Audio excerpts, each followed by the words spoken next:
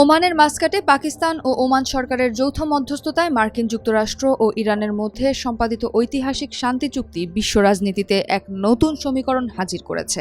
টানা ১০০ দিনেরও বেশি সময় ধরে চলা রক্তক্ষয়ী লড়াইয়ের পর হোয়াইট হাউস ও তেহরানের এই হাত মেলানোকে পুরো বিশ্ব স্বাগত জানালেও ইসরায়েলের সরকারি মহলে চলছে তীব্র হাহাকার। বিবিসির আন্তর্জাতিক রাজনৈতিক বিশ্লেষণ অনুযায়ী এই চুক্তি ইসরায়েলি প্রধানমন্ত্রী বেনিয়ামিন নেতানিয়াহুর এতকালের সমস্ত যুদ্ধংদেহী রণকৌশলকে এক নিমিষেই ধূলিসাৎ করে দিয়েছে। আন্তর্জাতিক নীতি নির্ধারকদের মনে এখন সবচেয়ে বড় কৌতূহল, যুক্তরাষ্ট্র ও ইরানের এই ঐতিহাসিক চুক্তি কেন নেতানিয়াহুর জন্য এক চরম ও দীর্ঘমেয়াদী রাজনৈতিক দুঃস্বপ্ন হয়ে দাঁড়ালো। তার ব্যক্তিগত গদি টিকিয়ে রাখার মরিয়া লড়াই এবং চরম কূটনৈতিক দেউলিয়াত্বই কি এর মূল কারণ?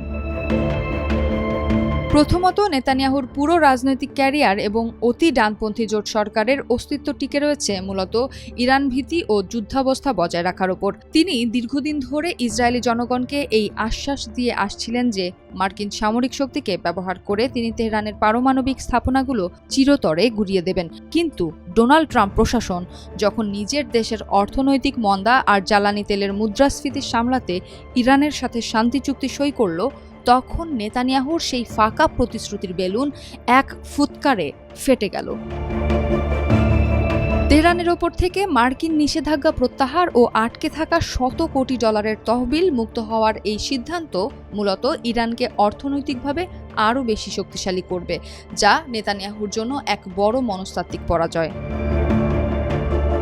দ্বিতীয়ত, এই চুক্তি আন্তর্জাতিক অঙ্গনে ইসরায়েলকে এক চরম একাকিত্ব ও অস্তিত্ব সংকটের মুখোমুখি দাঁড় করিয়ে দিয়েছে। ওয়াশিংটনের এই নমনীয় অবস্থান প্রমাণ করে যে নিজের দেশের স্বার্থের সামনে ট্রাম্প প্রশাসনও এবার তেল আবিবের অন্ধ দালালি করতে মোটেও রাজি নয়।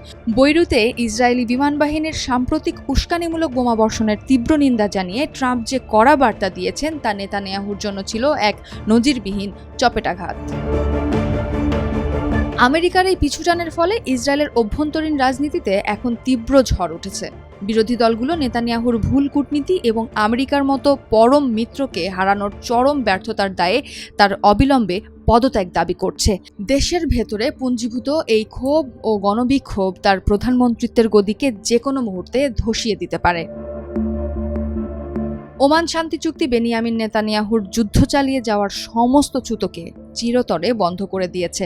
লেবানন ও সিরিয়া সীমান্তে নতুন করে সংঘাত উস্কে দিয়ে তিনি হোয়াইট হাউসের ওপর চাপ তৈরির যে শেষ চেষ্টা করেছেন তা মূলত তার রাজনৈতিক দেউলিয়াত্বকেই আরও নগ্নভাবে উন্মোচিত করেছে বিশ্ববাসীর সামনে।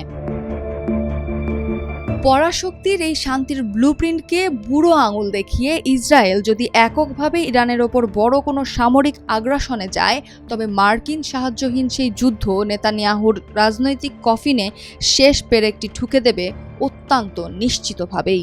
শেষ পর্যন্ত ডোনাল্ড ট্রাম্পের এই ঐতিহাসিক চুক্তি মধ্যপ্রাচ্যে কতটা স্থিতিশীলতা আনে এবং নেতানিয়াহুর এই দুঃস্বপ্ন তাকে ক্ষমতার মসনদ থেকে কতটা দ্রুত ছিটকে ফেলে, সেটিই এখন দেখার বিষয়।